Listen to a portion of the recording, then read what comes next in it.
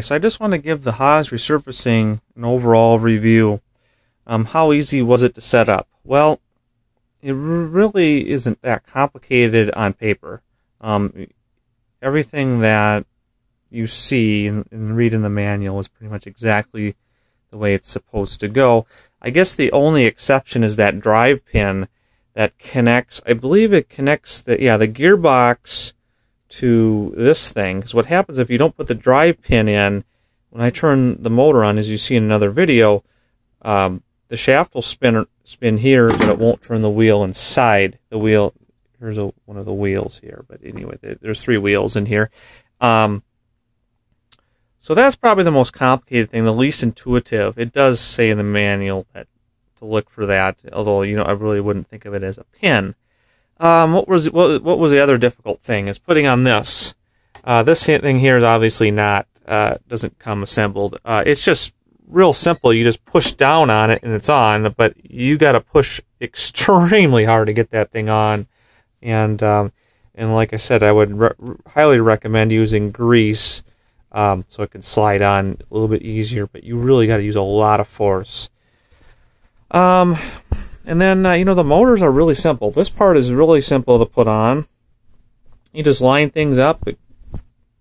One screw comes through here. This is the motor, through the gearbox, into this piece right here. This you don't have to assemble. This is already on. The rigid tray's on, comes assembled. So that's basically, so it's the motors are disconnected. The other thing is just remember the plastic pieces underneath here. Keep those on, otherwise you'll have to solder them together and tape them up, which I did. And then the other thing to consider is I have this on a workbench. Now this is a really nice workbench. I can use this ball spinner, place a ball on here, and it wiggles a little bit because the floor is not completely flat. I could shim it up, but it's really not. It really isn't a huge deal, but this is a really nice workbench. But let's just say if you don't have a place to put your Haus on, I would highly recommend the Haus Resurfacing cart. Now, this wood here that I've got on this workbench, let me just show you. This is about 3/4 of an inch, so this is really thick wood. And what we had to do in order to get the buckets, and I've got some other stuff underneath here too. I've got the KMT,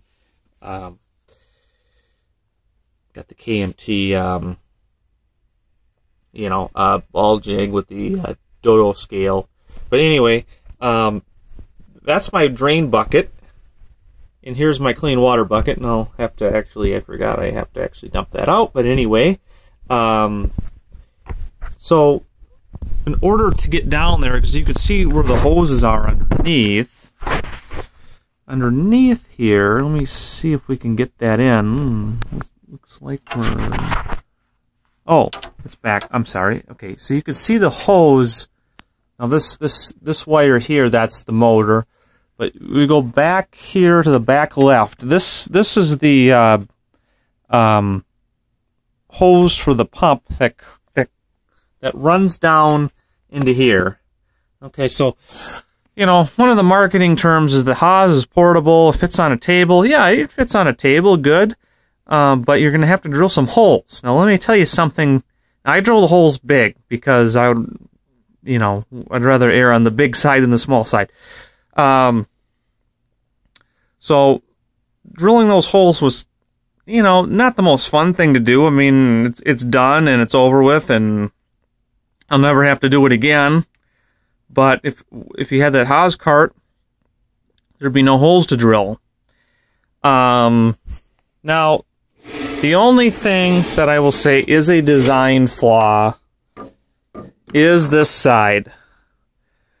Okay, now this side here, you can see that plastic hose. Let me just, sorry about this. Let me touch this. So I got my finger on the right side of this here. That's the drain hose. And the hole, you can see that hole in there. That hole runs the water down into that drain hose. And again, I had to drill a hole. Now what happens is, you see all that crap that's underneath there? Let me tell you what happened there. What happened there was, as I was emptying out the drain bucket, what happened was that thing came disconnected.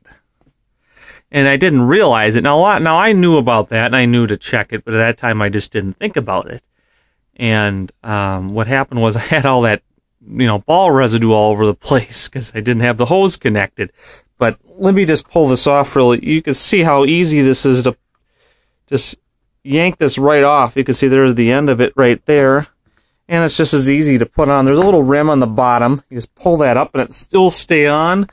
But I would recommend like a clamp, or maybe you can just caulk the hole right in here. Just maybe caulk it and, just make sure it stays there so it doesn't move around. Otherwise, you just remember to plug it in. I guess that's the only thing I can really think of. The only other thing I can really say about the Haus is getting the grease inside here, where it actually, the shaft and the rubber touch, and inside on this side where the grease, you got to use something nice and skinny to get in there. It's not the most fun thing, and these wheels are not really easy to take off.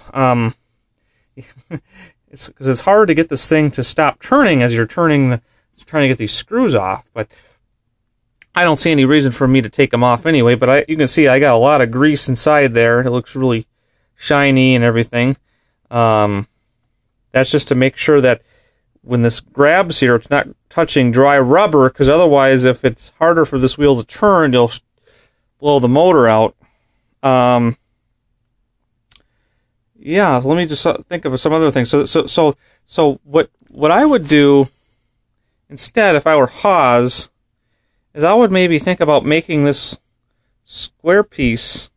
Well, actually, what I would think about doing is wrapping something sealed around the shaft inside here and covering up the whole motor.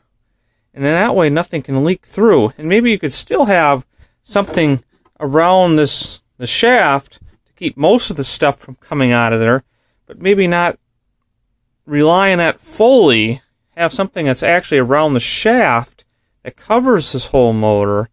That would maybe be something I would think about.